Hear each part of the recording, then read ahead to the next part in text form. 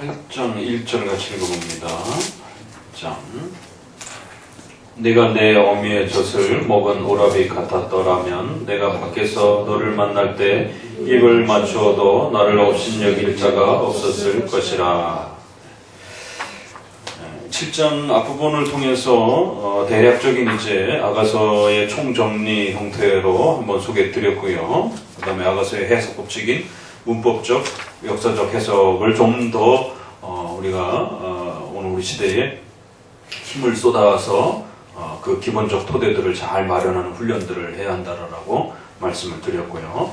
그래서 교리적 해석 부분들은 많이 나와 있기 때문에 그런 부분들을 좀 많이 참고하시면 되고, 특별히 아가서가 그 소개되어져 있는 그러한 그 시적인 또 이러한 그 고유한 특성들, 그래서 이 시를 잘 읽어내면서 아가서가 가지고 있는 그러한 한편으로는 결혼과 부부의 이러한 그 소중한 아름다움들을 토대로 해서 그리스도와 신자의 또 성도들의 사랑과 그 연합의 이 위대함들을 가장 아름답게 노래하고 또 소개하는 이제 그러한 모습들을 우리가 보게 됩니다. 그래서 아가서는 시로서 문자적, 역사적 그 토대 아래서 어떻게 읽어낼 것인가에 대한 이 훈련, 그 다음에 교리적 해석으로서 또 우리가 7대 교리와 관련해서 기독론, 또 구원론, 또 여기에 또 중간중간에 교회론과 관련된 또 몇 부분들이 또 이렇게 소개되기도 하고요. 그래서 이런 부분들이 어우러지면서 어떻게 우리가 이러한 교리적 면들을 잘 이렇게 읽어낼 것인가, 이런 부분들 종합적으로 어떻게 방향을 잡아야 되는지, 그 다음에 교부시대 때부터 이 아가서가 어떻게 취급되어졌는지, 특별히 성에 대한 문제를 문법적 해석으로, 역사적 해석으로 갖고 있기 때문에 아가서에 대한 이 성에 대한 문제들, 부부의 이 성에 대한 문제를 어떻게 접근할 것인지에 대해서 굉장히 힘겨워했고, 아직 아가서 부분이 이렇게 잘 자리 잡지 못하는 이제 이러한 부분들을 보게 되었습니다. 그래서 신약에서는 야고보서가 잘 자리를 잡지 못했었고, 그 해석에 대한 부분들이, 그 다음에 구약에서는 이제 이 아가서 부분이 잘 자리를 잡지 못했었습니다. 그러다가 중세시대에 거쳐서 또 중세시대에 아주 더 강경한 형태로 성에 대한 부정적 인식이 강해지면서 결국 아가서에서 말하는 이러한 성을 토대로 한 시적 이러한 그 토대들이 더 무시되어지게 되고 더 등한시되어지게 되는, 그러다 보니까 더 알레고리칼한 해석으로 치닫게 되는, 그러다가 종교개혁 시대 때 와서 겨우 이제 다시 한번 문법적, 역사적 해석을 회복해 주었고, 아가서를 나름대로 접근을 했는데, 의외로 아가서 해석이 상당히 많다라고 말씀을 드렸습니다. 웨스민스터와 관련된 학자들도 아가서 주에서들을 상당히 이렇게 많이 또 쓰기도 했고요. 그래서 우리가 생각한 것보다 훨씬 아가서 그 주애들이 많습니다.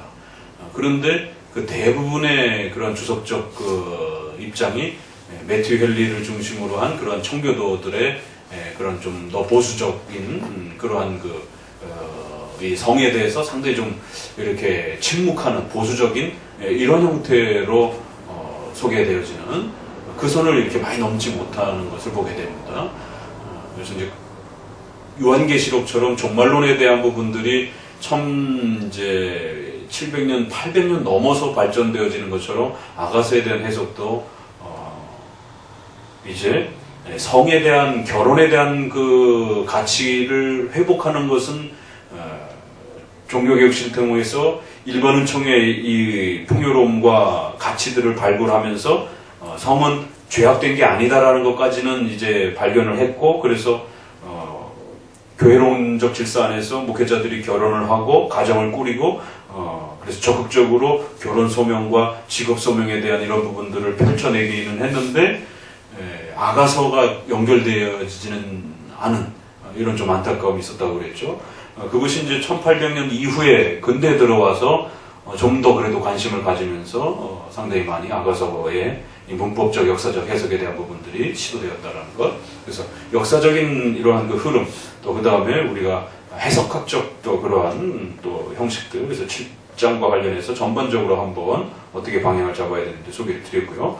이제 오늘은 이제 마지막 내용으로서 이제 8장 그 내용을 좀 더 마무리하고 그리고 이제 이러한 최종적 그 교리적 결론이 에베소서와 관련해서 가장 그 유명한 결혼식 때 많이 언급되어지는, 주례 때 많이 언급되어지는 그 남녀의 그 또 질서와 관계 속에서 소개되어지는 에베소서를 한 번 더 보면서 마무리를 해보도록 합니다.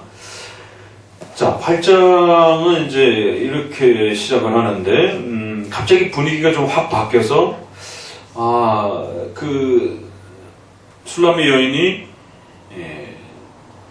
솔로몬을, 신랑을 바라보면서 차라리 너가 오라비 같았다라면, 차라리 가족처럼 이렇게 오누이처럼 이렇게 가족 안에 늘 같이 있을 수 있는 그러한 형편이었다라면 훨씬 좋았을 텐데, 이러면서 갑자기 분위기가 확 바뀌어요. 그래서 아가서는 이렇게 그 장면마다 이게 꿈 형태로도 표현이 되기도 하고, 이렇게 회상하는 형태로도 표현이 되기도 하고, 이제 쉬다 보니까 뭐 시간과 공간을 막 초월하는 거예요. 그래서 막 과거로 갔다가 막 미래로 갔다 현재로 왔다가, 그러니까 이것을 있는 그대로 현재 시점으로 읽어야 될지 아니면은 과거에 돌아가서 어떤 회상하는 형태로 읽어야 될지, 이제 그런 면에서도 약간씩 시간에 좀 차이들이 있고요. 그래서 꿈처럼 또 이렇게 나타나기도 하고, 환상처럼 또 이렇게 회상하는 형태로 나타나기도 하고, 다양한 형태로 나타납니다. 이제 8장은 그러면 이제 아가서가 어떻게 끝날까? 이것도 굉장히 이제 우리에게 궁금한 점입니다. 시작은 굉장히 당혹스러웠어요. 시작하자마자 내게 입맞춰 주어 라고 하면서 강력하게 그냥 입맞춤을 이제 원한다라고 확 선언하는, 이제 뭐 다짜고짜 설명도 없이 그냥 입맞춤을 원한다라고 하면서 굉장히 아주 강렬하게 이렇게 시작을 했는데, 그럼 끝은 어떻게 끝날까? 이게 굉장히 또 아가서에 이제 우리가 질문을 던지게 되면서 궁금한 점이 있죠. 근데 이제 5장 6 끝부분에서 갈등, 그 다음에 6장 7장을 통해서 이제 그 갈등 이후에 좀 더 돈독해지는 부부의 사랑, 그러면서 그것이 그대로 그 토대가 하나의 모티브가 돼서 그리스도와 성도의 관계가 성도들의 또 나태함과 게으름 때문에, 또 교회 생활의 이러한 그 등한시 때문에 또 신앙이 붕괴되기도 하고, 또 흐트러지기도 하고, 또 신앙에 또 많은 위기들이 찾아오게 되고, 그래서 그런 부분들을 또다시 어떻게 회복하는지에 대한 또 이제 이러한 부분들을 이제 연결해서도 우리가 볼 수 있었습니다. 자, 근데 이제 8장은 이제 그렇게 회복된 상태에서 조금 더 여운이 이렇게 이제 그 신랑과 신부가 그 사랑을 어떻게 하면 좀 더 오래 간직할 수 있을 것인가에 대한 그 여운이 조금 더 남아 있습니다. 왜냐면 그 갈등을 한번 겪고 나보니까 굉장히 이제 한번 싸우게 되면 상당히 이제 서로가 마음이 불편해지고 소원해지고, 그 사랑에 상당히 이렇게 찬 바람이 부는 이러한 아픔을 느끼다 보니까 이 사랑을 좀 더 잘 간직하고 좀 더 오래도록 어떻게 하면 간직할 수 있을까, 이제 이런 것에 대한 최종적 결론과 고민이 이제 묻어납니다. 이렇게 소중한 사랑인데 이 사랑을 어떻게 해야 잘 지켜낼 수 있을까? 이게 이제 8장의 어떻게 보면 결론이에요. 그래서 우리가 지금까지 말해왔던 이 엄청난 사랑인데, 이 사랑을 중간에 그런 위기를 겪거나 이렇지 않고 어떻게 하면 잘 보존하면서 지켜낼 수 있을까? 그랬을 때 이제 거기에 대한 소망을 담아내면서, 첫 번째는 차라리 오빠였다라면, 가족이었다라면 당황하시니까. 그러니까 이제 우리 문화 속에서는 이제 이런 표현들이 낯설지만, 우리가 이거를 3000년 전 표현을 읽는다고 생각을 하셔야 돼요. 우리가 엊그제도 그리스도전 가봤지만 2000년 전, 3000년 전의 어떤 그 문화, 그 어떤 사회적인 어떤 그 풍토, 이런 부분들은 우리 시대의 이 자유분방한 모습하고는 굉장히 거리가 멀단 말이에요. 그러니까 성경도 역시 마찬가지로 그런 고대 근동의 이런 모습들을 보게 되면, 남자와 여자가 이렇게 결혼을 하지 않은 상태에서 이렇게 쉽게 자연스럽게 만나고 이렇게 어떤 공공장소에서 이렇게 뭐 교제를 하고 뭐 꿈도 꿀 수 없는 그런 이야기들이죠. 그리고 뭐 이렇게 스킨십을 하고 손을 잡고 뭐 어디 감히 그런 걸 생각할 수 있겠습니까? 우리 조선시대만 해도 이렇게 아주 그냥 꽁꽁 싸매고 다니고 쳐다도 못 보고 막 이제 이런 상황들을 생각해 보게 되면 남녀 칠세 부동석 같은 이제 우리의 이런 유교 문화가 오히려 이스라엘 문화의 남녀의 이러한 아주 엄격한 질서를 이렇게 나누는 이런 분위기하고 상당히 비슷합니다. 외형적인 그런 부분들은. 그러다 보니까 이게 만날 때마다 헤어지고 그러면은 각자 돌아가야 되잖아요. 그리고 또 연애를 하고 교제를 해도 어디 이렇게 좀 공적인 이러한 장소에서 대놓고 이렇게 서로 연애를 할 수도 없는 것이고 굉장히 불편함들이 있는 거예요. 그러니까 부부가 됐어도 마찬가지죠. 부부가 됐어도 우리가 조선시대 생각하면 아무리 부부라 해도 부부가 어떻게 공적인 이런 공공의 장소에서 손잡고 걸어 다닐 수가 없잖아요. 지금 현대문화가 그렇게 자유로운데도 우리가 길에 다니면서 이렇게 우리 문화에서 부부가 손잡고 다니는 거 쉽게 보지 못합니다.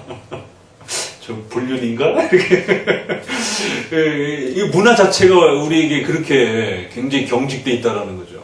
아직도 이렇게 현대 문명을 살아가는 우리임에도 불구하고 부부가 그 애틋함을 이렇게 표현하기 위해서 손을 잡고 길을 이렇게 팔짱을 끼고 걷는다?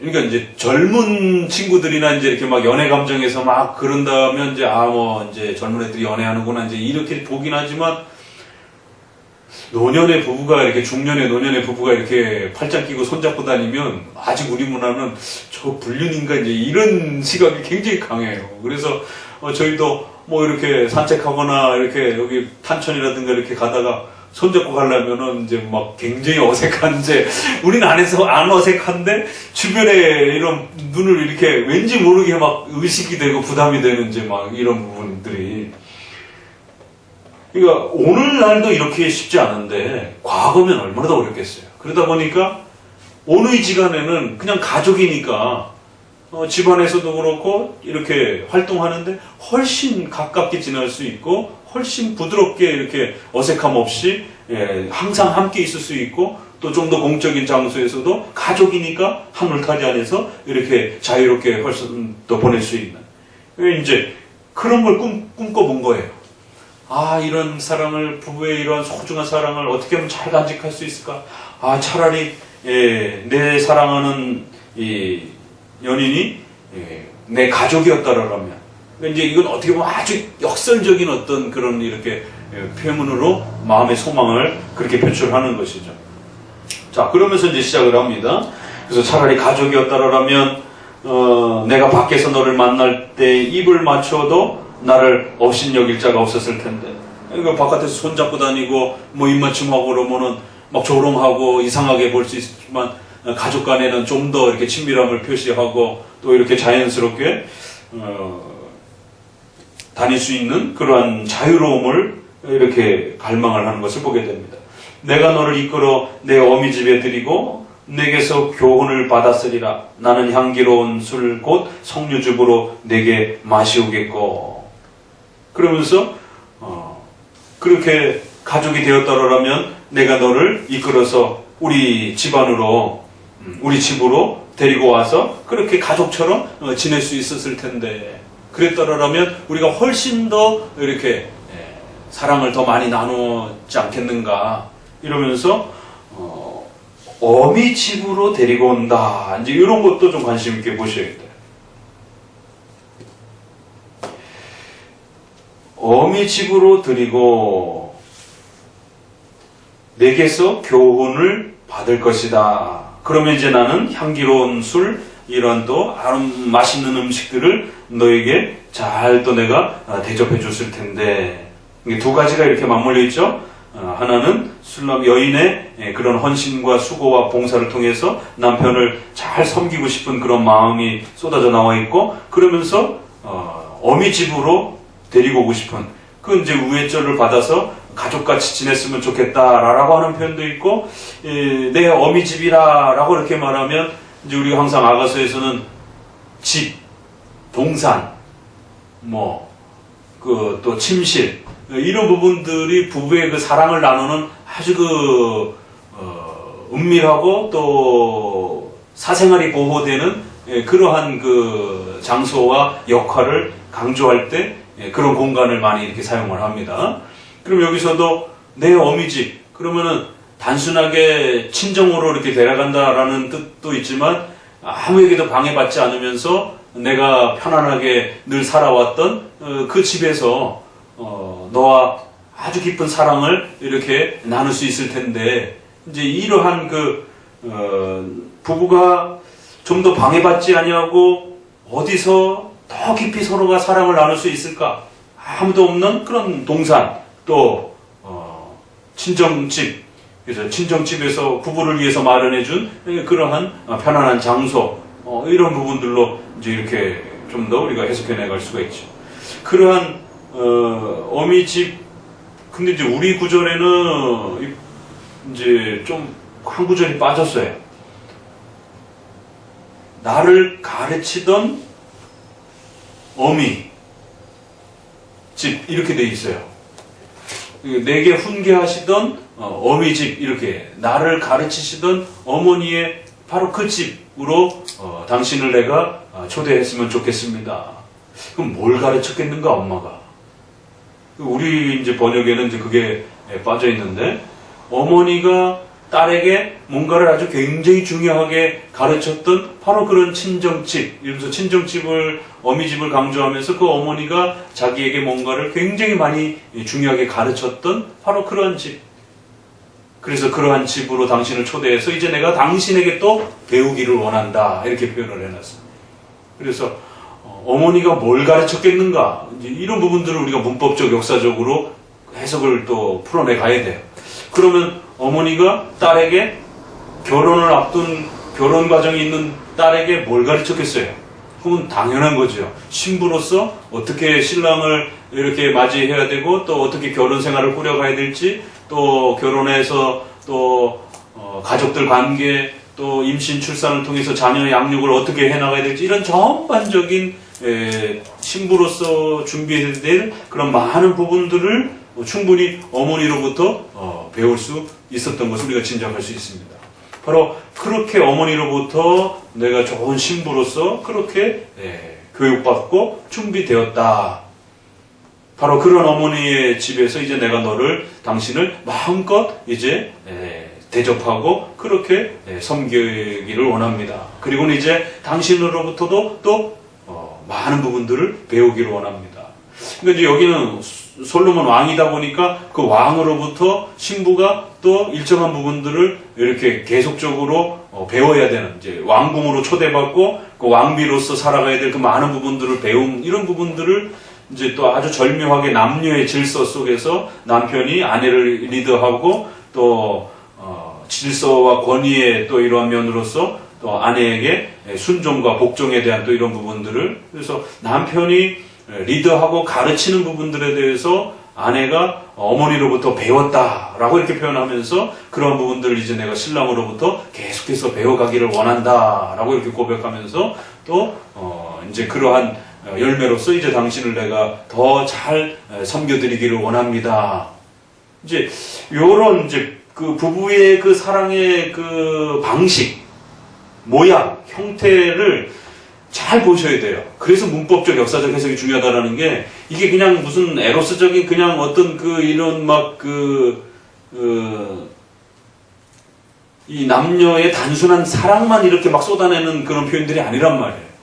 아주 고차원적인 그러한 남녀의 사랑의 본질, 또 부부의 의미, 또 그러한 하나님이 창조 질서 속에 세워놓으신 7계명 아래에서의 그런 가정의 위치, 그 가정 안에서의 그러한 또 하나님의 뜻, 또 부부의 그러한 원리, 이런 부분들이 다 이렇게 조화롭게 조화가 되면서 그 부부의 사랑을 이렇게 시적으로 표현하는 것이기 때문에 그런 흐름들을 잘 이렇게 들여다 보셔야 됩니다. 그러면 그런 흐름을 이렇게 익히게 되면 이것이 교리론적으로 넘어갔을 때 얼마든지 그러면 어미집은 어디겠어요? 교회로서 자연스럽게 그 신부 교육을 받을 수 있었던 것은 신랑을 맞이할 수 있도록 신랑을 위해서 최대한의 모든 섬김을 배울 수 있도록 그렇게 어미로부터 충분하게 그렇게 배웠던 그 어미집, 바로 거기서 이제 내가 성류와 술과 이런 부분들로서 충분하게 당신을 대접할 것입니다. 그럼 어미집 그러면 당연히 교회가 되는 것이고, 그 어미는 교회의 목회자들이 또 장로들이 성도들을 부지런히 키워내는 이러한 부분들, 또 그리고 술과 성류와 또 이런 부분들은 성도들의 수고와 헌신과 섬김을 통한 그런 어떤 성화적 열매, 교회적 열매, 얼마든지 충분히 그렇게 그 선에서 이렇게 연결되어 갈 수 있다는 것이죠. 그러면 충분히 칼빈이 기독교강에서 교회론을 펼치면서 하나님을 아버지로 부른다라면 우리는 반드시 교회를 어머니라라고 불러야 된다라고 하는 이런 아주 중요한 교회됨의 목적의 가치와 의미를 어머니로서 이렇게 표현해냈다는 것은 아주 굉장히 중요한 교회적 개념과 의미를 우리가 더 잘 깨달을 수 있는 것입니다. 자, 그러면서 이제 너는 왼손으로 내 머리에 베게 하고 오른손으로 나를 안았으리라. 이거 이제 3절까지가 첫 번째 이제 단락이. 그래서 내 어미집에서 그렇게 신랑에게 배우고 또 신랑에게 잘 순종하면서 또 그렇게 신랑을 잘 대접하면서 그렇게 사랑을 나누기를 원한다라는 거예요. 그러니까 사랑에도 반드시 질서가 있어야 되고 규칙이 있어야 되고 또 원칙이 있어야 되고 방향이 있어야 되고, 그저 여러분이 좋아서 사랑하는 게 필이 최종 목적이 아니라는 것이에요. 성적인 그 필이 최고의 목적이 아니라 남녀의 사랑이라고 하는 것은 작게는 개인의 그런 원함으로부터 출발되지만 그것은 가족 간의 큰 새로운 공동체가 형성이 되는 것이고, 또 그러한 가정은 교회의 아주 중요한 또 새로운 구성체가 되는 것이고, 또 국가사회의 아주 중요한 또 하나의 구성체가 되는 것이고, 이렇게 또 그러한 그 가정은 하나님의 뜻을 이루어가는 또 수단과 도구로서 또 그렇게 쓰여지기도 하는 것. 이렇게 점점 남녀가 만나서 결혼이라고 하는 하나의 과정을 이루어가는 것은 이런 거대한 방향성을 갖고 있다는 것이, 창조의 목적을 갖고 있기 때문에 그것은 반드시 합법적이어야 되는 거예요. 불법적인 방식으로 그 결혼이 만들어지거나 또 그렇게 이루어져서는 절대 안 되는 것입니다. 그래서 원칙론은 주 안에서 결혼을 해야 된다. 혼전 순결을 지켜야 된다. 이런 부분들이 원칙론이 되는 것이고, 그러한 그 부부와 결혼의 목적은 서로의 사랑과 또 거기서 태어나는 자녀들을 유아 세례로서 반드시 길러내서 교회의 후손으로서 또 인류 사회의 또 사회 구성원으로서 그렇게 길러내줘야 되는 또 부모로서의 책임과 의무가 원칙론이라는 것이에요. 그러니까 그러한 원칙론에서 멀어지면 이제 항상 위기를 겪게 되는 겁니다. 그럴 때 그건 총론이에요. 그 총론적 근원적 목적의 원칙론에서 이제 세부로 들어가게 되면 그러면 남자의 역할이 있고 여자의 역할이 있고, 그래서 각각의 또 하나님이 세우신 질서에 있어서 권위자가 있고 또 순종을 해야 될 가족 구성원들이 생기게 되고, 또 그랬을 때에 그러한 질서를 잘 섬기기 위해서 따라붙어야 되는 세칙들이 있단 말이에요.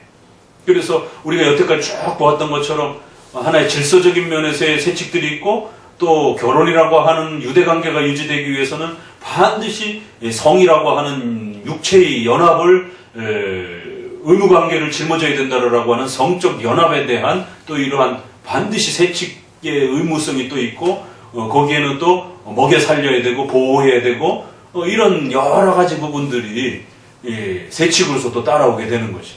그러니까 이런 부분들에서 종합적인 이러한 방식으로서 사랑을 나누는 것이지, 단지 그냥 육체적인 그런 그 욕망을만을 표출하는 이제 그런 사랑이 아니라는 것이.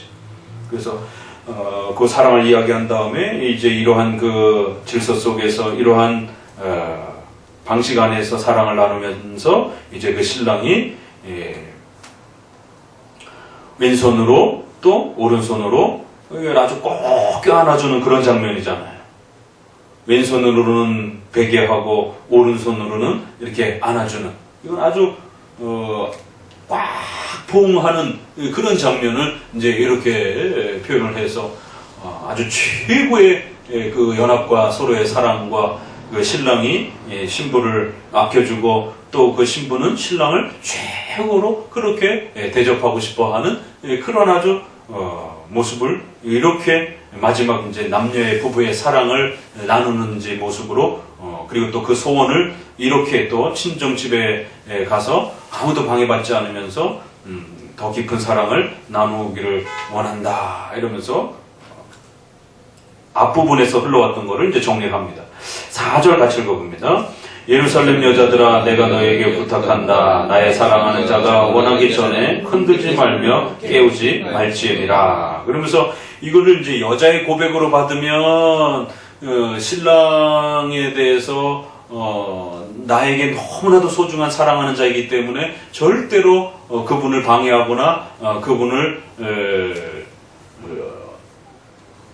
어지럽히거나 그분에게 해가 되는 이런 모든 부분들을 방해하지 말라라고 그리스도를 높이는 그런 고백으로 볼 수도 있고, 또 사랑하는 자를 이제 히브리 원문에 따라서 여성형으로 보게 되면 그리스도께서 교회를 남편이 아내를 칭송하는 이제 그런 장면으로도 볼 수가 있다라고 말씀드립니다. 둘 다 가능합니다. 그래서 후렴구처럼 이제 그것이 노래의 후렴구처럼 각 장마다 이렇게 한 단락을 이렇게 이제 마무리할 때 이 표현이 계속 따라 붙었어요. 자, 그러면서 이제 5절부터 7절이 이제 이 8장의 하이라이트입니다. 결론이 같이 읽어봅니다. 그 사랑하는 자를 의지하고 거친 들에서 올라오는 여자 누구인고 너를 인하여 너를 낳은 자가 애쓰고 저가 너를 깨우느라. 너는 나를 인같이 마음에 품고 도장같이 팔에 두라. 사랑은 죽음같이 강하고 투기는 음부같이 불같이 일어나니 그 기세가 여호와의 불과 같으니라. 이 사랑은 많은 물이 꺼지지 못하겠고 홍수라도 엄물하지 못하나니 사람이 그 온 가산을 다 주고 사랑과 바꾸려 할지라도 오히려 멸시를 받으리라. 그래서 성경이 우리에게 말씀하고 있는 이 부부의 사랑이라고 하는 것은 이토록 아름답고 멋있고 복되고 소중한 것이다라는 거예요. 하나님이 부부에게 주신 사랑이라고 하는 것은 이렇게 값진 것이다라는 거예요. 그래서 절대로 부부의 사랑을 죄악된다든가 더럽다든가 부정적인 그런 인식으로 바라보는 것은 그건 아주 악한, 디모데서에 보게 되면 귀신의 가르침이라고 할 정도로 일반 은총을 무시하는, 혼인을 폐하고 음식을 금하게 만드는 이러한 일반 은총의 이러한 가치들을 무시하고 그런 부분들을 등한시 여기게 되는 이러한 일반 은총 무시의 반문화주의적 이러한 그 교리들이 얼마나 악한 가르침이고 귀신의 가르침이라는 거예요. 그러니까 우리가 근본주의의 이러한 그 가르침들을 많이 양보해서 존중해 주는 것이지, 정말 이 디모데서라든가 이러한 그 신약의 말씀에 따라서 보게 되면 일반 은총을 무시하는 이런 아주 극단적 특별은총 중심의 이러한 형태들의 반일반 은총적 교리들, 반문화주의적 그러한 그 교리들, 이것은 하나님의 은혜의 일반적 은혜들을 무시하는 거예요. 거부하는 거예요. 하나님의 일반적 은혜를 너무 남용하면 어떻게 돼? 세속화가 되어버립니다. 술과 돈을 너무 남용하면 세속화가 되어버리는 것이. 그러나 술과 돈과 이런 부분들을 너무 또 더럽다고 배제하게 되면 그 이제 하나님의 은혜를 거부해버리는, 하나는 남용을 해서 문제가 되는 거고 하나는 거부를 해서 문제가 되지. 그러니까 남용도 문제지만, 그래서 많은 사람들이 금식하고 금욕하고 이런 부분들을 마치 굉장히 큰 경건의 모습처럼 이렇게 생각하지만 그건 세속화나 거의 진배 없는 악기라는 것이에요. 하나님이 주신 은혜를 은혜로 받지 아니하고 자기들 멋대로 더럽고 악한 것이다라고 그러면서 집어던지는, 이렇게 무시하나 저렇게 무시하나 무시하는 건 똑같다라는 것이에요. 그래서 디모데 전서에서는 4장에서 그렇게 혼인과 음식에 대한 문제들을 함부로 그렇게 교회법으로 이 금욕주의적 이 프레임으로 몰고 간다든가 그렇게 하게 될 때에 그건 아주 악한 가르침이고 귀신의 가르침이고 결국 성도들의 삶 전체를 파괴할 수 있는 그런 아주 무서운 가르침이다라고 이렇게 책망하면서 후메네오와 알렉산더 이렇게 디모데 후서까지 연결해가지고는 교리와 진리와 교회를 아주 파괴하는 아주 악한 자들로서 그런 자들 중에 대표적 인물들 몇 사람을 언급을 합니다. 그러면서 여자들한테 접근해가지고는 여자들의 마음들을 빼앗아가지고는 왜냐면 여성들이 또 이제 그런 부분들에 쉽게 또 이렇게 노출되어서 교회 안에 또 그것을 받아들이는 이제 이러한 에베소 교회의 이 심각함들을 지적하면서 그 에베소 교회에 대한 그 엄중한 책망들을 금욕주의적인 율법주의에 대해서 아주 강경하게 책망하는 모습들을 보게 됩니다. 그러니까 우리가 이제 그런 면에서 혼인을 침소를 귀히 여기고 히브리서 말씀이라든가 이런 부분들 또 디모데 또 이제 후서에서 여성들은 그 과부들 같은 경우도 차라리 결혼을 해서 아이를 낳고 집안을 돌보고 그렇게 양육하라라고 하는. 그래서 거기서 나온 말이 여성은 금과 은으로 꾸미지 말고 이런 말씀도 이제 중세 시대나 이 교부 시대 때도 또 제세파가 등장하는 그 청교도가 이제 막 극단적으로 이렇게 퍼질 때도 아주 전형적으로 써먹었던 그런 구절들입니다. 그러니까 여자들은 절대로 꾸며서는 안 된다고. 오죽하면 니케아, 한번 앞에서도 말씀드린 것처럼 니케아 회의 때 뭐가 안건으로 올라왔느냐면 여성들이 이 금은 보석으로 치장을 해도 되는가? 세상에 이게 혼이안으로 올라왔을 정도로. 다행히 부결돼서 다행이었지. 만약에 거기서 통과가 됐다 그러면 여자들은 아미시처럼 다 시커먼 것만 입고 아무것도 꾸미지 못하는. 그러니까 이런 사고들이 성경 구절의 그런 부분들을 어떤 문맥 속에서 그런 경고가 나왔는지를 헤아리지 않고 여성들이 거룩함과 정결함으로 자신을 꾸며야지 그렇게 외적인 그러한 그 금은 보석으로 자신을 꾸며서는 안 된다. 그러면서 해산함으로 구원을 받으라라고 하는 이제 이 말이 여기 나온단 말이에요. 그러니까 여성은 자기 자신을 잘 살피고 남편에게 복종하고 그러면서 이제 디모데서에 유일하게 남편에게 복종하라. 여자는 1절 교회에서 가르치는 걸 허락하지 않는다. 이 얘기가 여기 나온단 말이에요. 디모데 전후서에서는 여자 얘기가 굉장히 많이 나옵니다. 그러면서 그 결혼에 대한 더러움과 부정함의 개념을 갖게 했던 이런 귀신의 가르침도 바로 디모데 에베소 교회에서 나오고 그러니까 결혼의 소중함을 다시 끄집어내주고 그 부부 안에서 일어나는 성에 대한 소중함 이야기들을 해주고 여성의 위치와 역할이 무엇인지를 이야기해주고 그러면서 디모데 전서 3장에 뭐가 나와요? 디모데 전서 3장에 이게 교회론에 대한 이야기잖아요. 목회서신이니까 감독에 대한 집사에 대한 자격 조건이 나온단 말이에요. 거기 한 아내의 남편이 될 것이며 여자 얘기가 또 나와요. 그래서 교회 직분론 속에서도 여자 얘기가 나온단 말이에요. 그러니까 여성의 위치가 교회 질서 안에서 가정에서 이렇게 골고루 어떤 위치에 있어야 되는지에 대해서 디모데 전후서가 상당히 굉장히 많은 이야기들을 합니다. 의외로. 왜냐면 이런 금욕주의적인 이런 성에 대한 아주 그 부정적 인식들의 율법주의가 금욕주의가 에베소 교회에 팽배하고 있었기 때문에 그래서 그런 부분들을 사도 바울이 아주 강력하게 비판하면서 성을 금욕주의로 몰아가면서 부부의 성까지 부부의 바깥에서 일어나는 게 죄악이지 부부 안에서 일어나는 결혼의 합법적인 부부 안에서 일어나는 이 성에 대한 가치를 폄하하거나 훼손하거나 그것을 경직되게 만든다든가 또 종교적인 어떤 이유와 어떤 목적으로 그것을 폐쇄적으로 이렇게 몰아간다든가 이런 모든 행위들에 대해서 아주 강경하게 책망하면서 그 어떤 형태로라도 부부의 이러한 그 고유한 하나님이 주신 이 성의 아름다움과 복됨을 훼손하지 못하도록. 그래서 이제 아가서의 하이라이트는 사랑이란, 부부에게 주신 사랑이란 이렇게 값지고 멋지고 소중하고 귀한 것이다. 우리가 고린도전서 13장을 뭐라 그래요? 사랑의 정의장이라고 그러잖아요. 그럼 구약에서 사랑의 정의장. 그럼 한참 생각하지 그런 것도 있었나?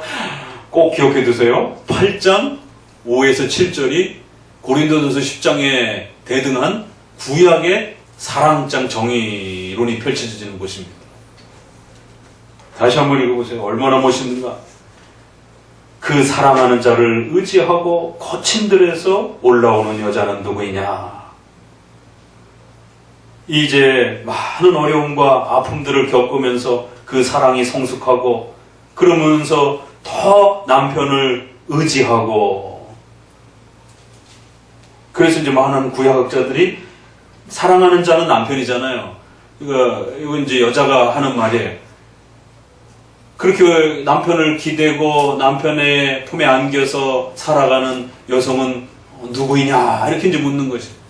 그랬을 때 이 기대였다라는 것은 이제 앞부분에서 포기 안아주는 이제 그런 모습, 그리고 뒷구절에서는 남편의 어깨에 이렇게 기대어서 살아가는 또 그런 부부의 모습을 또 이렇게 비춰 보여주는 것이. 그래서 이건 좀 더 노년의 어떤 부부의 모습이지 않을까. 이렇게 앞부분에서는 좀 더 젊어서 막 뜨겁게 사랑하고 막 뼈가 으스러지듯이 이제 막 이런 어떤 표현들이었다라면, 이제 뒷부분에서는 그 남편을 의지하면서 한평생을 그 남편을 또 신뢰하면서 이렇게 살아가는 그 여성의 또 행복함과 즐거움이 얼마나 크겠는가. 인생의 그런 거칠고 아픈 이런 시절을 많이 겪다 보면 그 부부의 사랑이 더 애틋해지고 더 깊어진다는 것이. 그래서 남편을 그렇게 기대어 또 남편을 의지하면서 또 그렇게 살아가는 그 즐거움이 여성에게 있어서 얼마나 행복하냐. 그러면서 이 뒷구절에 너를 인하여 내 어미가 신고, 고통, 산고를 말하는 거예요. 애 낳는 산고의 고통, 너를 낳은 자가 애쓴 그곳. 그게 조금 어렵습니다. 갑자기 출산 얘기가 나와요. 그러니까 친정집으로 신랑을 초대해서 사랑을 깊이 나누면서 갑자기 신부가 그 신랑을 낳아줬던 어머니의 이 모습을 떠올리는 것이에요. 그래서 친정집으로 이렇게 신랑을 초대해서 사랑을 깊이 나누면서 그 신랑을 의지하고 신랑의 이러한 소중함을 생각하다 보니까 당신을 낳아준 그 어미가 당신을 낳을 때 얼마나 고통스러웠고, 이게 소위 말해서 사랑하는 남편을 낳아준 그 어머니에 대한 고마움과 감사함과 또 존경스러움을, 그러니까 남편이 너무 좋으니까 그 어머니까지 귀하게 여겨지는. 왜? 그 어머니가 없었으면 이 소중한 남편을 내가 얻을 수 없었잖아요. 그러니까 보세요. 단순히 남녀의 사랑뿐만 아니라 그 가족 관계 가운데로도 넘어가고, 친정 부모도 소중하게 여기고, 또 시댁 부모도 소중하게 여기고, 며느리 될 사람들 밑줄 쫙쫙 그으면서 좀 읽으세요. 신랑이 좋으면 시댁도 좋으셔야 됩니다. 신랑은 좋은데 시댁은 미워하고 이러면 안 되는 것이. 사랑이란 부부의 연합은 또 하나의 큰 가족의, 새로운 가족의 또 연합과 사랑이라는 것이죠.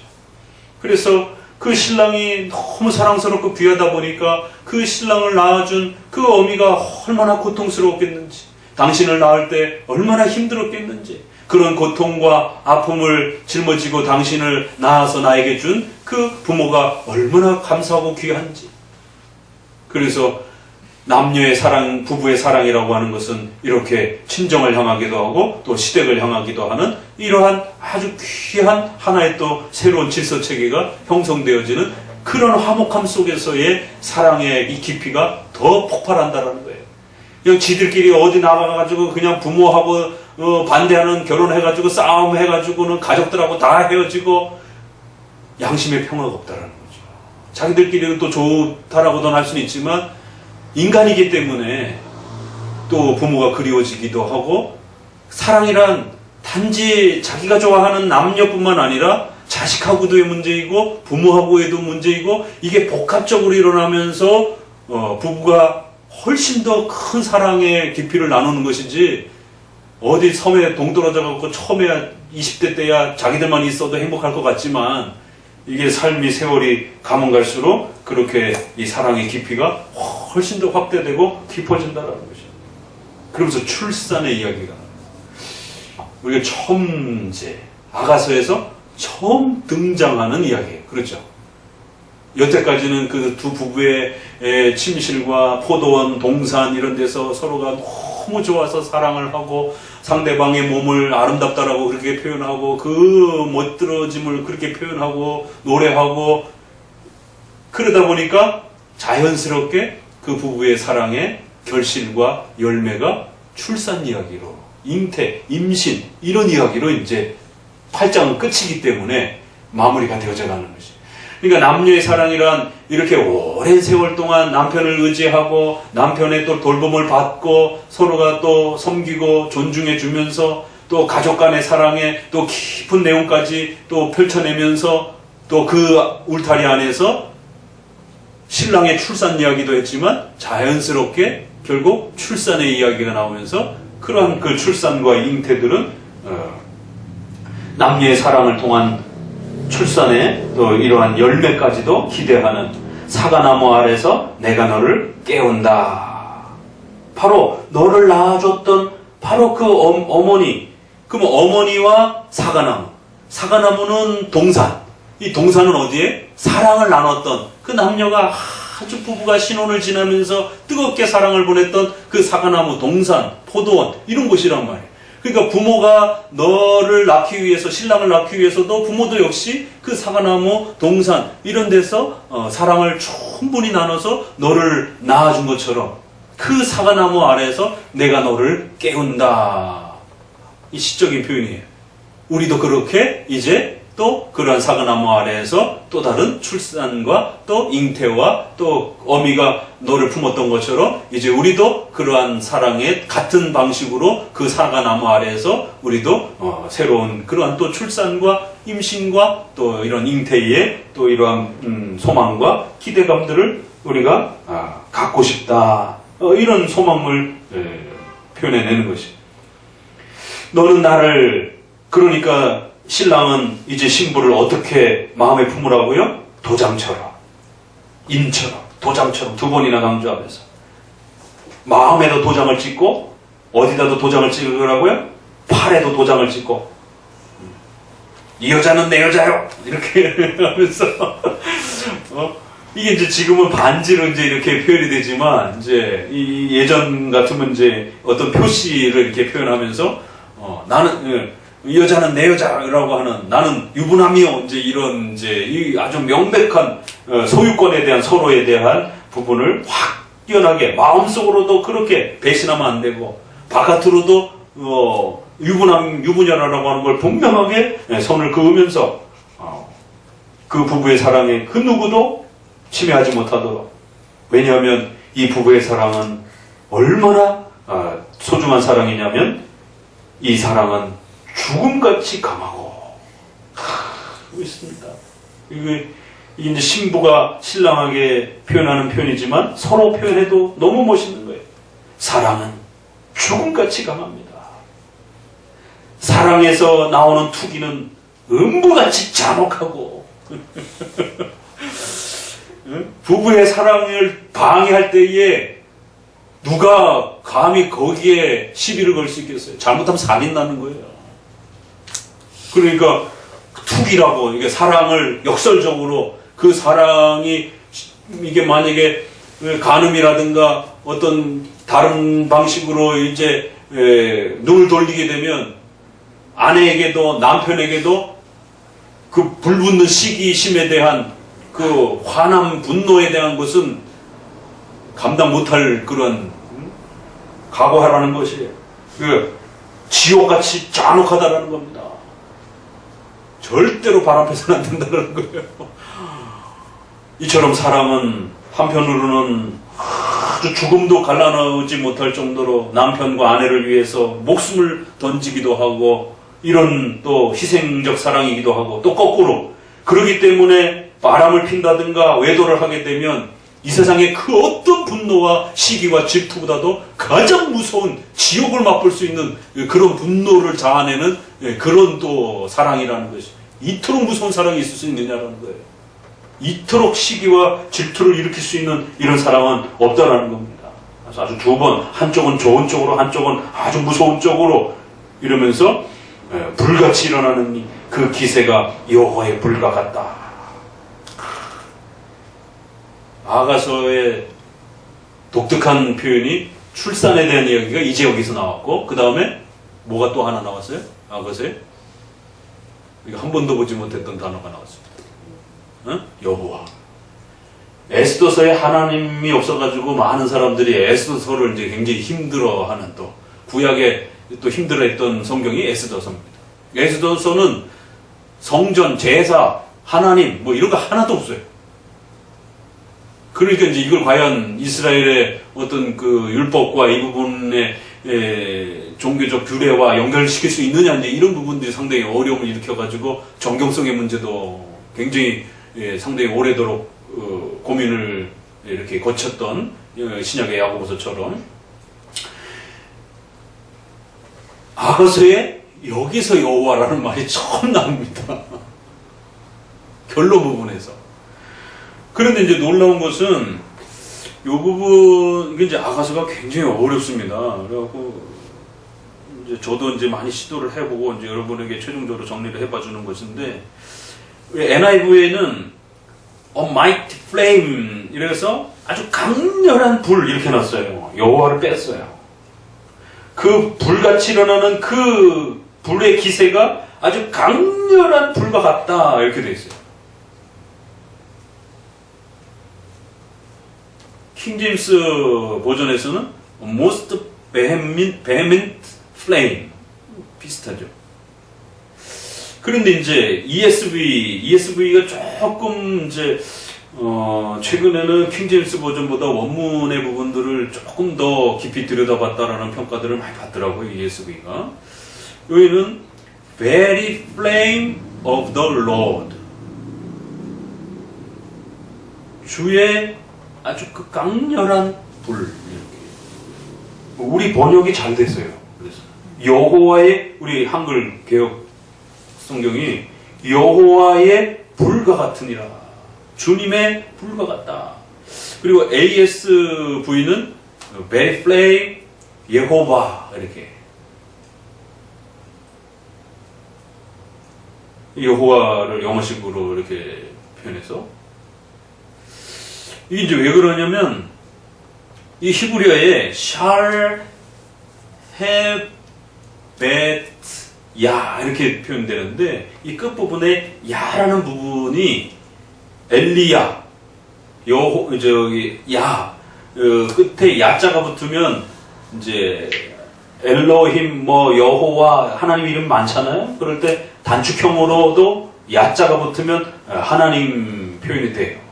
그래서 엘리야 그러면 하나님께서 뭐뭐 하시다 이제 이런 그 이름의 해석들이 붙는 건데 그래서 이제 이 끝부분을 좀 더 그대로 살리면 ESV라든가 이제 이런 부분이 훨씬 좀 더 여호와를 번역하는 것이 여기에 대한 이제 해석이 꼭 야를 여호와로 봐야 되느냐라고 하지만 여호와로 보는 이런 영어 번역본들이 훨씬 더 이렇게 또 비중을 차지하고 있고 우리 개혁성경도 이 부분을 여호와의 불 이렇게 해서 처음 아가서에 여호와에 대한 부분이 이제 이렇게 등장을 하게 됩니다. 그럼 여호와의 질투, 여호와의 시기, 불 이거 어디서 나와요? 응? 10계명의 2계명. 질투하시는 하나님이다.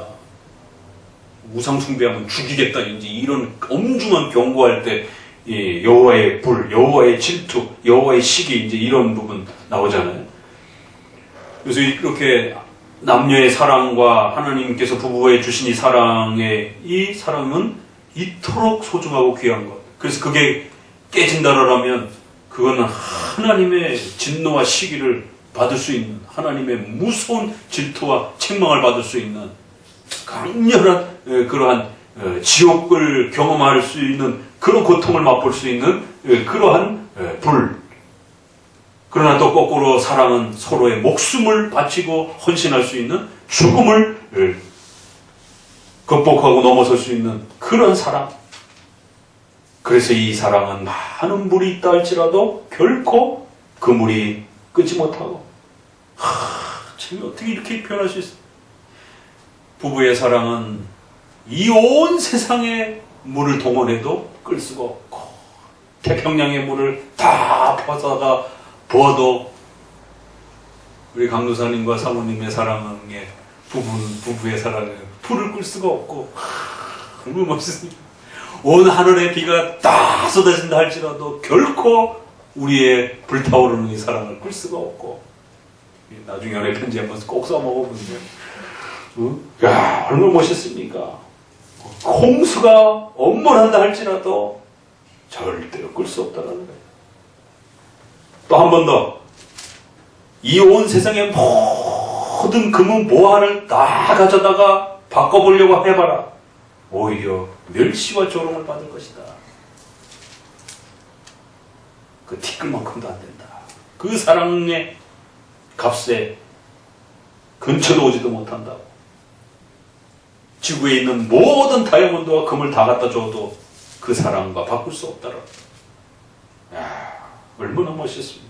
그래서 구약의 사랑장이라는 거예요. 이런 사랑이 있을 수 있을까요? 하나님이 부부에게 준 사랑은 적어도 이런 사랑이라는 거예요. 너무나 소중하고 이 땅에 있는 모든 금은 보화보다도 더 값지고 그 어떤 불로도 끌 수 없는 그 사랑이 위협받거나 해를 받게 되면 목숨을 걸고 지키려고 하는 그런 사랑, 또 그 사랑하는 이를 위해서 자신의 목숨을 기꺼이 아까워하지 아니하고 던질 수 있는 그런 사랑, 그게 하나님이 주신 부부의 사랑이라고. 이런 부부의 사랑을 감히 어떻게 더럽다던가 부정스럽게 또 어떤 종교적인 어떤 프로그램과 이유로 부부의 그러한 연합과 사랑을 방해하거나 그러면 안 된다는 것입니다. 그래서 부부는 한평생 하나님 앞에서 만났을 때 하나님이 짝지어 주신 그런 언약 속에서 만난 것이고, 하나님의 창조 질서를 이루어가기 위해서 그렇게 만난 하나님이 세워주신 거고, 하나님이 마련해 주신 가장 아름다운 사랑으로 그렇게 한평생을 서로가 의지하고 사랑하고 그렇게 또 살아가는 것입니다. 그리고 거기에서 그 사랑의 열매로 태어나는 자녀들은 하나님의 교회를 세워가는 열매가 되고, 또 국가와 사회를 지켜가는 또 중요한 토대가 되고, 하나님의 창조 사역을 대행하는 하나님의 나라, 교회를 만들어가는 거잖아요. 자손이 끊겨봐야 어떻게 돼? 교회 전멸됩니다. 하나님의 나라와 교회를 세워가는 거룩한 열매를 만들어가는 거예요, 부부가. 이런 사랑 과연 있을 수 있는가? 이게 사랑이라는 거예요. 이게 부부의 사랑이라는 거예요. 하나님께서 주신 이 소중한 부부의 사랑을 잘 읽어가셔야 됩니다. 그래서 몸과 영혼으로 모든 부분들을 부부가 함께 공유하고 나눌 수 있는, 정신적으로도 서로가 정신적 학대가 있어요. 육체적 학대도 있지만 정서적이고 언어적인 학대도 일어날 수가 있는 겁니다. 그래서 철저하게 그런 부분들을 막아야 됩니다. 그리고 또 성적인 그런 학대도 있을 수 있는 것이고, 공격하는 것도 성적인 학대가 될 수도 있고, 또 회피하는 것도 학대가 될 수도 있는 것이고, 다 학대가 될 수 있습니다. 그래서 성경은 부부의 성에 대한 책임과 의무에 대한 부분까지도 성경이 그런 걸 얘기할 정도로 고린도서에 분방하지 말라라. 그리고 영혼의 그러한 또 보살핌과 또 영혼이 서로 부부의 영혼들이 서로 영적으로 교제하고 같은 공간에서 예배하고 같은 교리를 배우고 같은 방식으로 교회 생활하고 이 부부가 신앙을 갖고 있는데 바라보는 하나님 스타일이 다 달라요. 이런 부부가 지옥 같은 삶을 살게 됩니다. 한쪽은 뭐 랄랄랄라 하면서 막 떼굴떼굴 쓰러지고 그러는데 한쪽에서는 서울이면 다 공부하고 있고 이러면 이거 참 대책이 안 섭니다. 마음이 서로 교통이 되지 않습니다.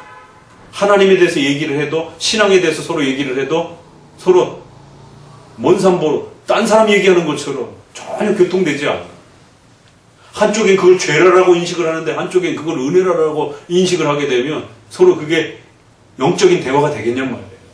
그래서 몸과 영혼 전체가 이런 사랑으로 하나님 안에서 그렇게 묶이기 위해서는 몸과 관련해서는 그러한 기본적인 사랑과 연합의 유대관계가 이루어져야 되고 영혼과 관련해서는 반드시 같은 교리적 신앙의 토대 위에서 같은 신앙의 방식을 또 유지해야 되는 이러한 모든 부분들이 잘 유지가 되야 되는 것이죠.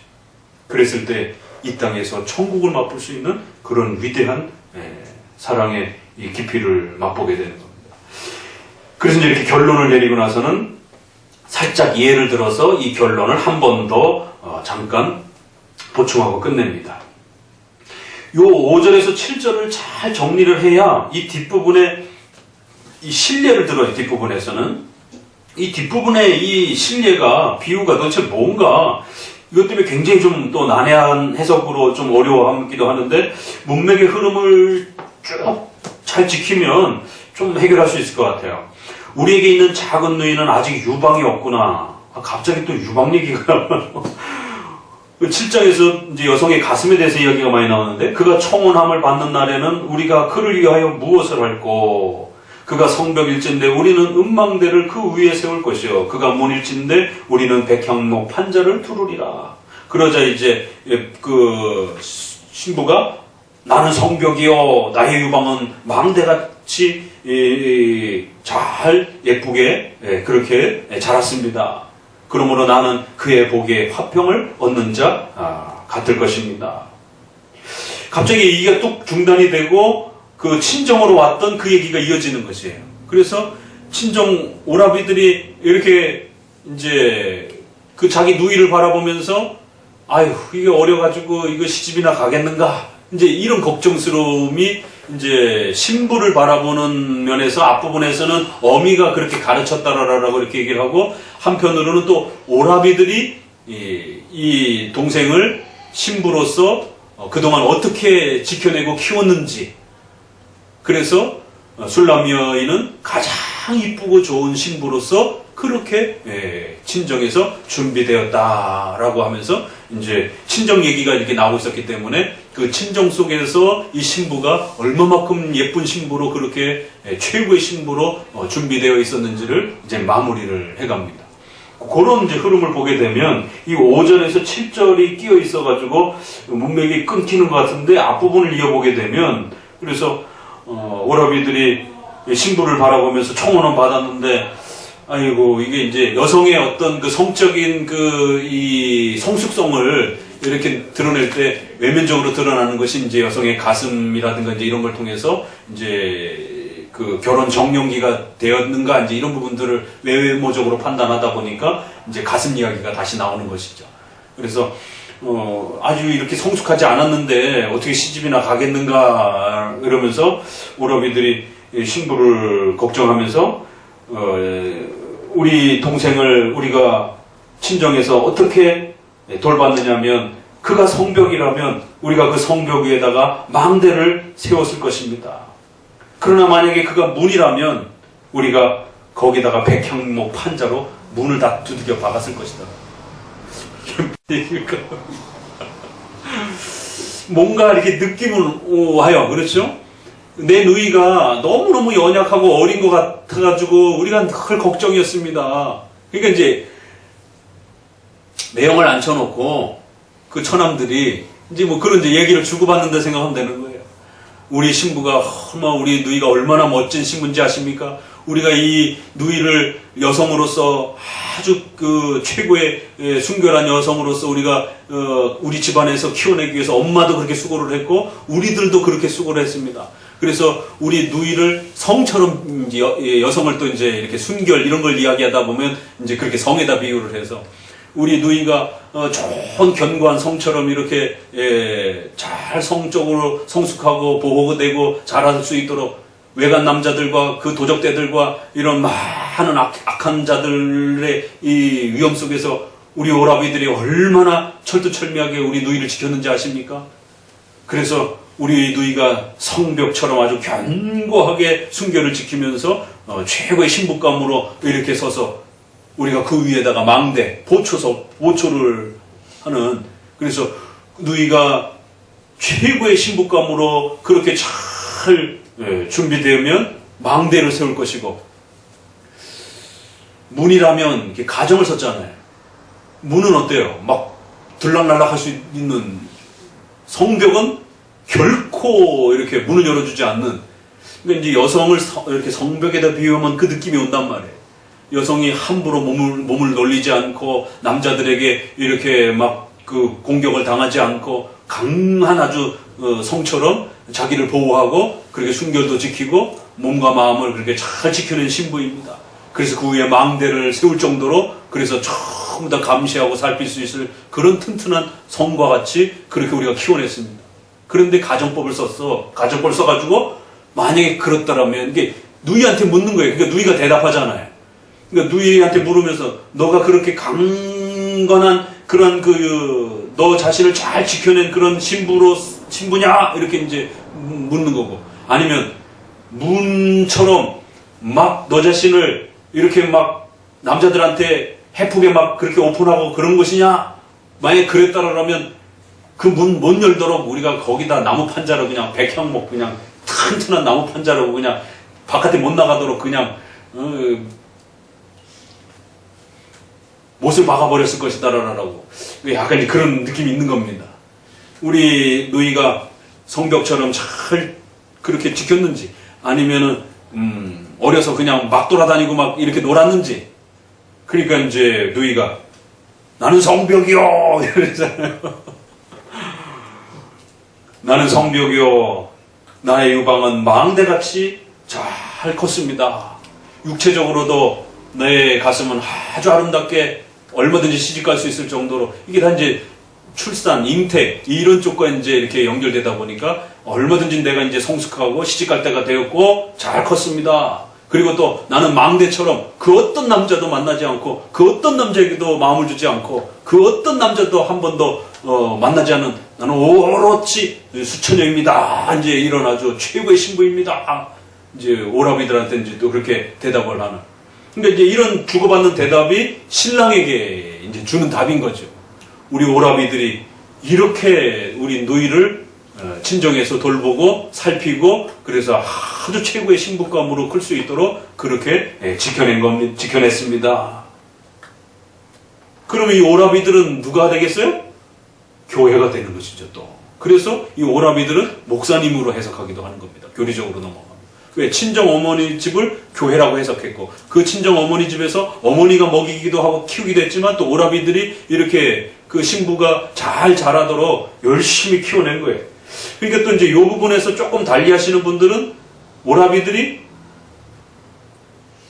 기존의 성도가 있다고 신부는 이제 신앙생활하는 이제 새신자처럼 보기도 하고 또 신부를 신약교회처럼 이렇게 해석하기도 하고 오라비들을 구약교회로 이렇게 해석하기도 하고 그래서 이제 막 시작하는 신약의 교회가 구약의 그런 교회와 연결돼서 도움을 받아서 이제 최고의 완성된 형태로 교회가 새로워지는 이런 모습으로도 또 이렇게 연결합니다.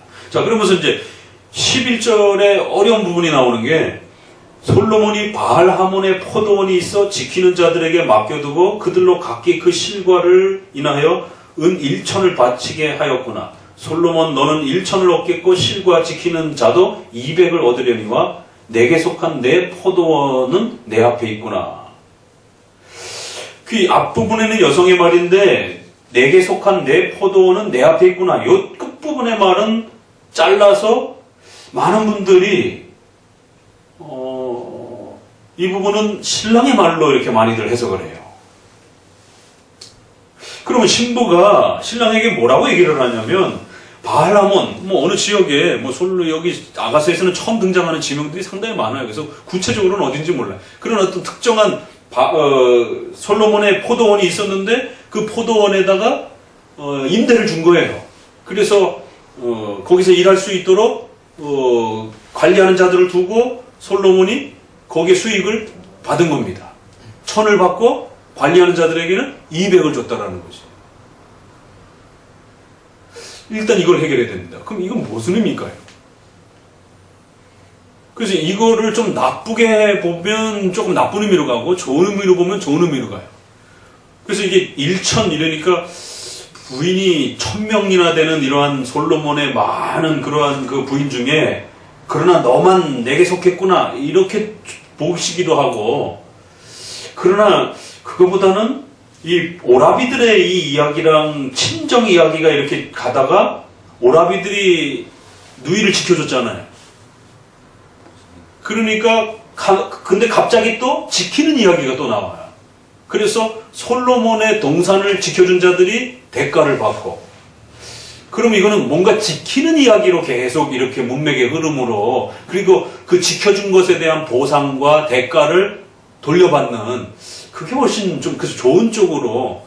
그러면 이제 당신이 술람 여인이 이제 오빠들을 향해서 고맙다라고 하는 이야기를 이제 신랑에게, 우리 오빠들이 나를 이렇게 지켜서 내가 당신에게 최고의, 그러니까 앞부분에서는 시어머니가 당신을 낳아줘서 얼마나 감사합니까 이 얘기를 했잖아요. 여기서 거꾸로 친정 오라비들이 나를 이렇게 어린 시절 나를 잘 보호해서 나쁜 남자들로부터 악당들로부터 나를 지켜주고 훌륭한 여성으로 클 수 있도록 이런 수고를 아끼지 아니하고 이렇게 잘 보호해줬습니다. 그러니까 그 오라비들에게도 이제 당신이 대가를 지불해 주시기를 바랍니다. 내 친정한테도 좀 잘해라 이거죠. 그런 얘기를 마치 솔로몬이 너가 동산에 네가 이렇게 임대를 주고 거기에 수고한 자들에게 대가를 지불해 주지 않느냐, 그런 것처럼 나는 너의 신부로서 이제 이렇게 지불되어진 것이니까 나를 잘 돌봐줬던 우리 친정과 오라비들에게도 동일하게 너의 동산을 돌봐줬던 그런 관리자들에게 그렇게 대가를 지불해 주는 것처럼 그렇게 대가를 지불해 주는 것이 마땅치 않겠습니까?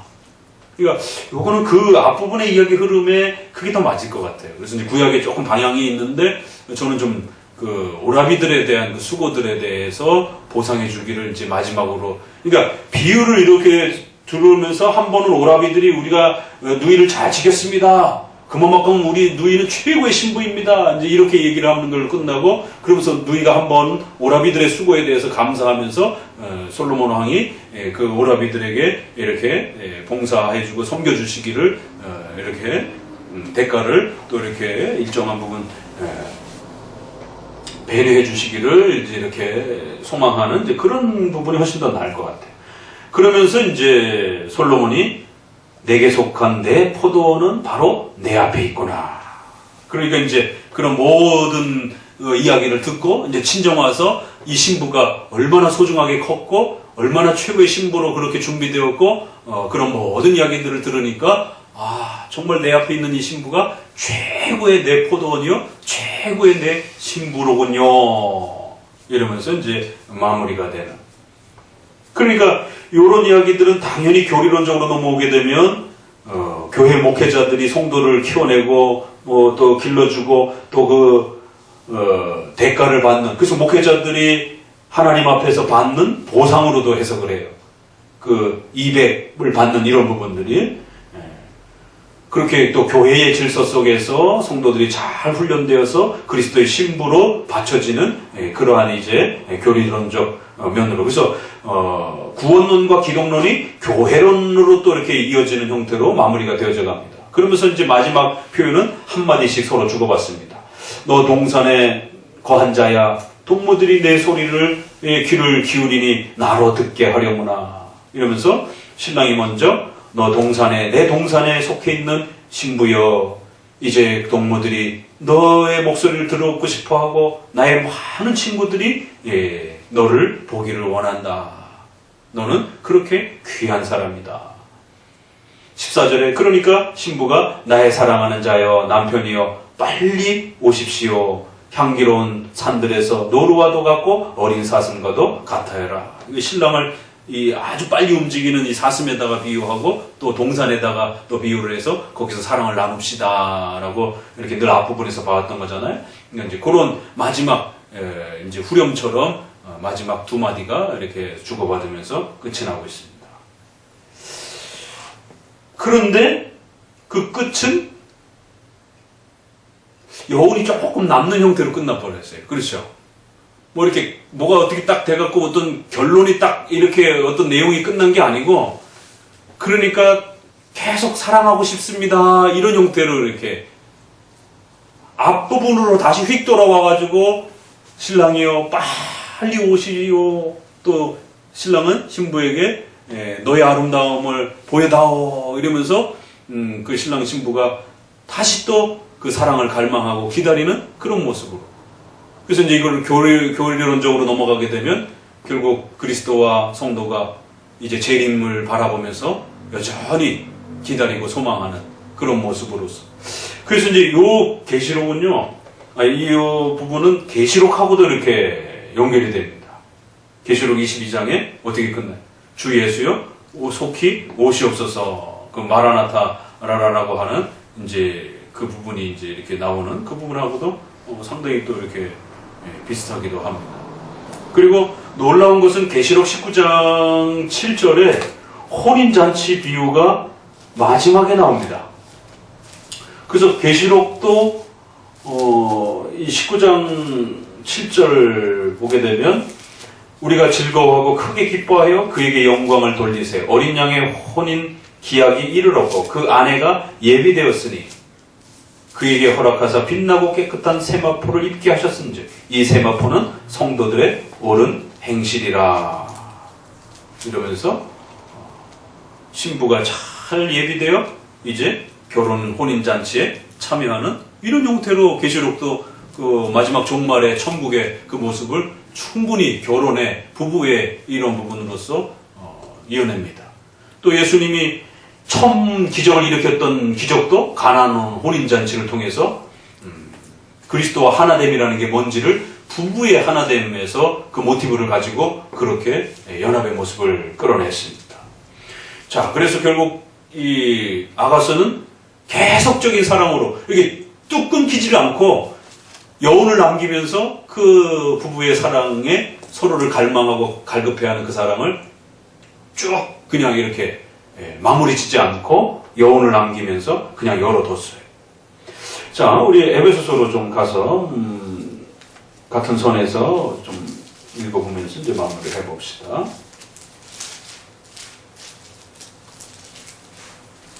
에베소서 5장을 보시게 되면 이제 가장 잘 이것을 연결해 놓은 것이 그리스도와 교회와의 이 사랑, 그리스도의 신부로서의 신자들, 이런 관계가 아내와 남편의 이 관계 속에서 소개가 됩니다. 이게 이제 22절부터 소개가 되는 그 과정 속에서 아내들이여 자기 남편에게 복종하기를 죽게 하듯 하라. 그래서 남편과 아내의 이제 세부적 질서에 대한 부분이 먼저 소개가 됐죠. 그래서 아내들은 반드시 남편에게 복종해야 되는데 죽게 하듯 해야 된다. 남편이 아내의 머리가 된다라는 거예요. 그리스도께서 교회의 머리됨과 같다라는 겁니다. 그래서 교회적 질서의 원리가 부부의 질서의 원리랑 맞닿아 있다라고 이렇게 가르칩니다. 이거 아주 굉장히 중요한 원리론이죠. 그러나 교회가 그리스도에게 하듯 아내들도 범사에 그 남편에게 복종할지니라. 남편들아 아내 사랑하기를 그리스도께서 교회를 사랑하시고 위하여 자신을 주신같이 하라. 거꾸로 남편은 아내에게 복종하는 게 아니라 아내들을 목숨을 희생해서라도 아내를 사랑하고 지키고 보호하는 이러한 방식으로서의 남편의 의무적 사랑을 다해야 된다라고 남편과 아내의 그 권리와 책임들을 질서상으로 구별해주면서 결혼의 의미들을 소개를 합니다. 그런데 그 설명을 하는 중에 이는 물로 씻어 말씀으로 깨끗하게 하사 거룩하게 하시고 자기 앞에 영광스러운 교회로 세우사 하나님의 교회를 그리스도께서 세우시는 그 면을 갑자기 소개하면서 교회의 주인이 그리스도인 것처럼 또 그 그리스도께서 교회를 사랑하는 것 같이 이런 근원적인 교회와 그리스도의 이 깊은 원리 안에서 부부의 이 사랑을 연결해서 생각하고 고민해야 된다는 거예요. 이와 같이 28절 남편들도 자기 아내 사랑하기를 제 몸같이 할지니라. 자기 아내를 사랑하는 자는 자기를 사랑하는 것이다. 그러니까 남편이 아내를 사랑하는 방식이 어떤 방식이 됐는지를 또 아내가 남편에게 복종하는 방식이 그리스도와 관련된 복종과 연결되어 있고 남편이 아내를 사랑하는 방식이 그리스도께서 교회를 위하여 목숨을 희생하신 그러한 방식으로서의 교회론하고 연결이 돼요. 그래서 누구든지 언제든지 제 육체를 미워하지 않고 오직 양육하여 보호하기를 그리스도께서 교회를 보양한 같이 하니.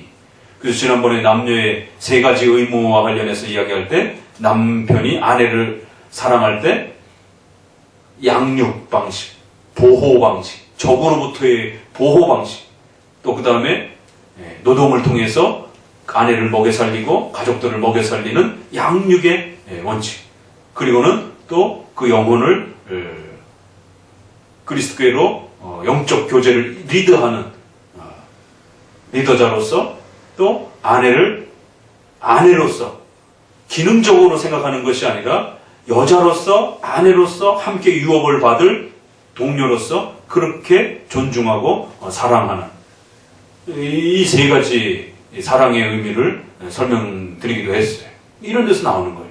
양육하여 보호하기를 그리스도께서 교회를 그렇게 돌본 것처럼 그렇게 해야 된다. 우리는 그의 몸의 지체다. 그러면서 이제 창세기 원리가 다시 나오는 거예요. 그렇기 때문에 사람이 부모를 떠나 그 아내와 합하여 둘이 한 육체가 된다. 한 영혼이 된다라고도 표현해도 되지만 한 육체가 된다라고 해서 좀 더 몸의 연합을 더 전면에 강조를 하면서 육체를 더럽게 생각하지 않도록 이 초대교회 때는 항상 이 영지주의 때문에 육체에 대한 이 금욕주의적인 육체를 더럽게 여기는 이 부분들이 항상 문제가 돼서 여러 서신들에서 이 육체를 소중하게 여겨야 된다라고 하는 이런 원리를 더 강하게 표출합니다. 그래서 여기서도 육체의 연합과 성적인 이러한 그 연합에 대한 소중함 안에서 부부가 하나됨에 이 한 육체가 된다 이렇게 표현해서 좀 더 그 몸을 강조합니다. 이 비밀이 크도다. 내가 그리스도와 교회에 대해서 말한다. 그러나 너희도 각각 자기 아내 사랑하기를 자기같이 하고 아내도 그 남편을 경외하라. 최고의 표현인 거죠. 남편을 경외하라. 하나님을 경외하라라고 할 때 쓰는 표현을 남편에게다가 쓰고 또 남편은 아내를 사랑하라라고 했을 때 그리스도께서 교회를 위하여 그 목숨을 버리신 그러한 사랑의 내용을 그대로 남편에게 연결을 지어주는 거죠. 그래서 에베소 5장은 이처럼 그리스도와의 교회의 사랑을 부부의 그 사랑의 질서관계의 그 내용으로 함께 이렇게 맞물려서 표출해내는 거예요. 그러니까 아가서의 이 모든 내용들이 에베소서의 이러한 그 결론의 이 토대 안에서 신약과 충분히 연결될 수 있다는 것이죠. 그래서 우리가 아가서의 이러한 남녀의 결혼과 문법적 역사적인 이 사랑의 가치와 의미들이 충분히 읽혀지게 되면 그것이 그리스도와 교회와 신자와의 하나됨과 그리스도의 신부로서의 교회와 성도들과의 이 사랑을 충분히 그렇게 연결해서 모형론적으로 나타낼 수 있다는 것이죠. 그래서 8장 사랑장으로 다시 한번 돌아가 보게 되면 그러한 최고의 사랑, 그리스도께서 성도를 사랑하는 또 교회가 그리스도를 사랑하는 사랑이란 적어도 이런 사랑이라. 우리가 주일 설교 말씀 소개했던 것처럼 주는 그리스도시요 라고 여러분 그 고백하시려면 목숨을 걸 각오하셔야 된다. 자신의 전 삶을 내려놓고 포기하고 자신을 부정하고 이제 내가 그리스도께 내 삶을 맡기겠다라고 의탁하겠다라고 하는 그 고백이 따라붙는 것이죠. 왜? 그리스도께서 자신의 삶 전체를 주셨기 때문에 하나님께서 사랑하는 아들 전부를 십자가의 죽으심으로 그렇게 기꺼이 주신 것이기 때문에 적어도 사랑이란 그런 거예요. 기독교의 사랑이란 서로 그렇게 목숨을 내어주는 그런 사랑이라는 거죠. 그래서 아가서에서는 그거를 죽음을 뛰어넘는 그런 사랑이다. 그렇기 때문에 그 사랑의 지조와 순결을 어기게 되면 그 질투와 그 분노가 그 어떤 것도 해결할 수 없는 그러한 엄청난 폭발력을 발휘할 수 있다는. 그러니까 그 신부의 순결을 지키고 이런 것들은 다 어디로 모형론으로 넘어갈 수 있어요? 교리적 순결로 성도들이 이것저것 믿으면 안 되고 그 남편이 가르쳐준 그 남편을 바라보는 그러한 모든 교리적 원리와 원칙들을 지켜내야 되는 교리적 순결로 전부 다 모형론으로 해석할 수 있는 겁니다. 부부사랑에 있어서는 정조가 순결에 대한 성에 대한 문제가 그 연합을 지키는 하나의 띠가 되지만 그리스도와 성도에 있어서는 교리적으로 연합이 되었기 때문에 그 교리적 순결성이 깨지게 되면 그리스도와의 사랑의 관계가 심각한 위협을 겪게 된단 말이에요. 그래서 반드시 그러한 사랑, 남녀의 부부의 사랑을 토대로 해서 그리스도와의 성도의 사랑이 이렇게 어떻게 맞물려 있는지, 그러면서 그 사랑을 최고조로 이렇게 하나님이 우리를 사랑한다라고 하는, 또 우리도 하나님을 사랑합니다 라고 한다라는 것은 적어도 아가서의 8장과 같은, 적어도 또 마가복음 8장에 있는 주는 그리스도시요 하나님의 아들이십니다. 그래, 그 고백은 너네가 인간의 힘으로 할 수 있는 게 아니라 하나님의 택자들에게만 주신, 그리스도를 십자가에 자신의 아들을 죽이시면서 원수된 자들을 아들로 삼으시는 그런 사랑을, 목숨을 내어주고 얻은 그런 사랑이다. 그렇게 고백하는 것이 맞습니다. 이제 주님은 그리스도시오, 저도 그리스도인으로 살겠습니다. 그래, 너는 내 것이고 내가 널 영원히 버리지 않겠다. 그게 하나님의 이제 복음서에서 표현된 구원론적 사랑이라면, 아가서는 그게 부부의 사랑으로서 죽음을 우리가 뛰어넘는 그런 사랑, 그 누구도 간섭할 수 없는 그런 사랑입니다. 아가서가 굉장히 멋있어요. 하나씩 하나씩 자세히 들여다보면. 오늘 마지막으로 아가서 이렇게 정리해보고, 이제는 뭐 2번 제가 목회하는 동안에 2번 아가서 할 일은 없을 것 같아요.